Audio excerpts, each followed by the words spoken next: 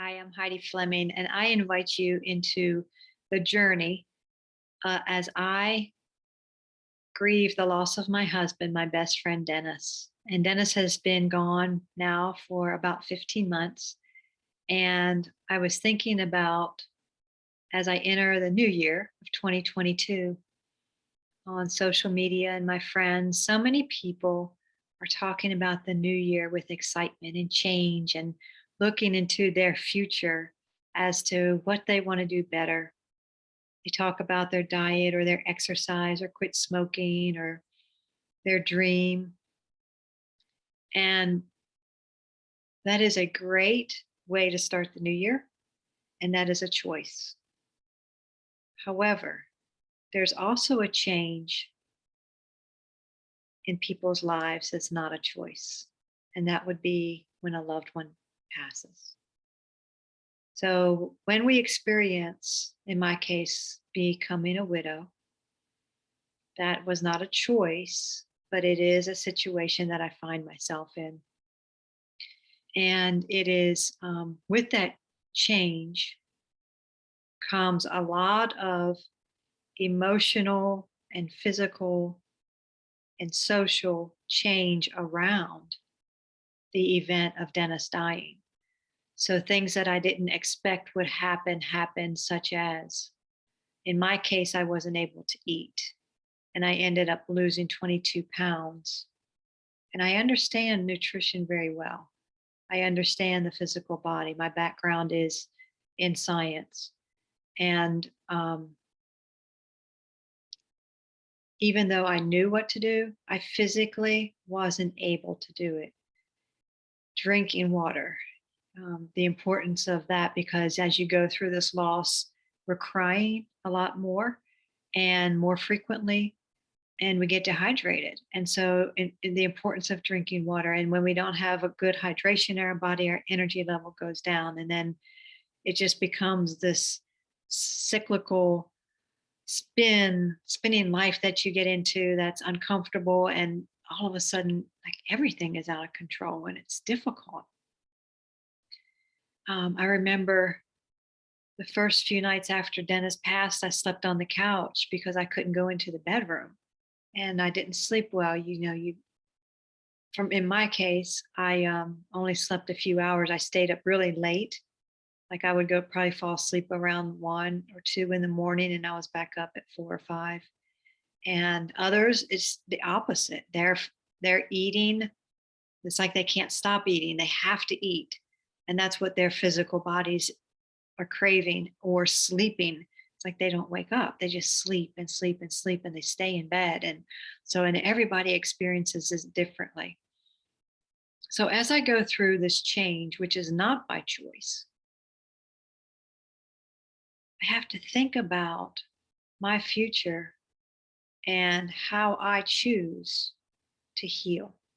And I've heard many times, well, Heidi, with time, it will be better. And as I really study grief and my journey, I realize it's not time that makes it better, but it is my decision on how I want to move forward and how I want to heal during that time to help me feel better. And it is a really complicated journey. And as I've mentioned in other videos, I'm surprised that society doesn't talk more about this. Well, twofold. I'm surprised that society doesn't talk more about it, but then I understand why we don't talk more about it, because it hurts. It's not comfortable. We don't want to see our loved ones unhappy. We don't want to see them sad. And so we think that if we don't bring it up, that it's going to make the atmosphere and the life better and more joyful. And that's not the case, because we have to really work at getting through this grief, and the grief will always be with me as I move forward into life. Dennis's loss will always be with me, and it's my responsibility. I'm the only one that knows how I feel on the inside and what's going to help me move forward. In addition to grief, losing Dennis, with that comes also secondary losses.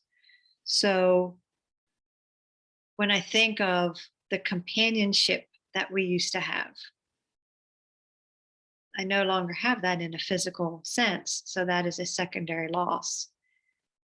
The role of me being a wife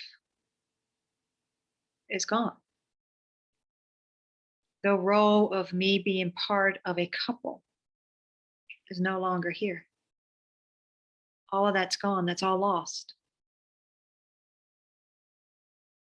Dennis and I used to have dreams and purpose for our future together, and that's gone.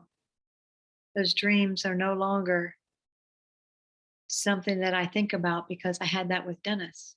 And the purpose of our life, what we were doing together, is gone. So that's a secondary loss in addition to losing Dennis that continues in my life that I have to figure out how I'm going to heal and move forward. It's interesting because as a couple, Dennis and I had friends, and as no longer being a couple, there are times when other people, it's difficult for them to be around me because they're always used to it being Heidi and Dennis, H and D. And now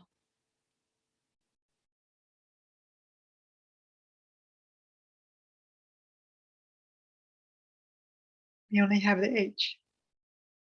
And so that's hard on them to be around me because of the loss of Dennis. And also probably because it's sad. So, in addition to losing your loved one, in my case, my husband, tied around that is also a lot of secondary losses. And just know that the journey is unique to each person. So, as I go through this, it's going to be very different than as my sister in law went through it after her husband died, my brother. And it's going to be very different than what you're going through. And each of us will journey through our own unique path the way that feels best to us. So as you begin to move forward with this change that you didn't choose, give yourself time and don't set an end date of when you expect yourself to be healed, because there is no end date. And I'm not saying that you're always going to be as devastated as your early grief or what you may be feeling right now. It changes over time. So now that I'm 15 months out, it is definitely much different than it was a month out. Think about your self care. And I know that's difficult to do, especially in early grief. But think about the importance of sleep and eating as much as you can, drinking the water, taking a shower, getting out of bed, and do the best that you can. And I know it is so difficult. I really understand how difficult it is with self care. I'm 15 months into it and I still haven't cooked. You know, Dennis and I, we cooked fresh meals every day. And we did that as long as I can remember. We never rarely ate processed foods. And that's just not something that I am able to do right now. I do soups. Actually, today I'm doing a pea soup, and I've done bean soups, and I cook chicken breasts and I freeze them in the freezer. So I do some, but I don't cook like I used to. And that's just something that I have to work through. And it's all emotions. It's in my head because I tie the cooking and the meal eating to being with him. And then as you move forward, also try not to ignore your grief. it's easy for us to try to tell people that we are okay when deep inside we're really not. And it's very uncomfortable for our friends and family when we're honest, and it's uncomfortable for us to be honest, but I think we really need to do that. To be honest with ourselves and be honest with those that love us and share the best that we can about what we're going through. When we try to mask the discomfort of the grief, that takes a lot of energy. And I personally don't think that that's healthy for myself. I really try to be honest with people. Sometimes I do say I'm okay when I'm really not exactly okay. But then later on, I may circle back around and explain to that person why I said it at that time. And sometimes I have to work through it in my own mind as to why did I say that in that time. It might be just, I just don't want to step into the pain myself at that time. And that might be one of the reasons that I do that. But this, I'm still learning this myself. This is um, just a journey that each of us has to figure out for ourselves. And every day is different. The emotions are different. The energy is different. The grief is different. The mourning is different. I had heard that the difference between grief and mourning is grief is how I feel inside, and mourning is actually when I start crying and the grief comes out. So, in addition to helping you move forward, in addition to give yourself time and the self care and don't try to ignore your grief, also talk about it or write it or draw it. Somehow get it out of you into another space. And I know that that's difficult to do. And you'll find what helps you. And you don't have to share any of that with anyone. It's just really you doing what's going to help you, whether it is writing a journaling yourself or writing a letter to the person that you lost. Actually, just the other day, I received a newsletter and it had 3 letters that a lady had written to her husband after he passed. And it was interesting reading her letters that she wrote to him. And so, whatever is going to help you, figure that out for yourself. And if you try something and it doesn't work, then find something else. And then you might go back to it. So, journaling for me, I did a whole lot of it in the beginning, the first year. This year, I'm doing a little bit less, but I do other things. I just started a Bible study with widows. We met for the first time yesterday. Everyone shared their story. And that's something that I find really helpful, to listen to other people's stories.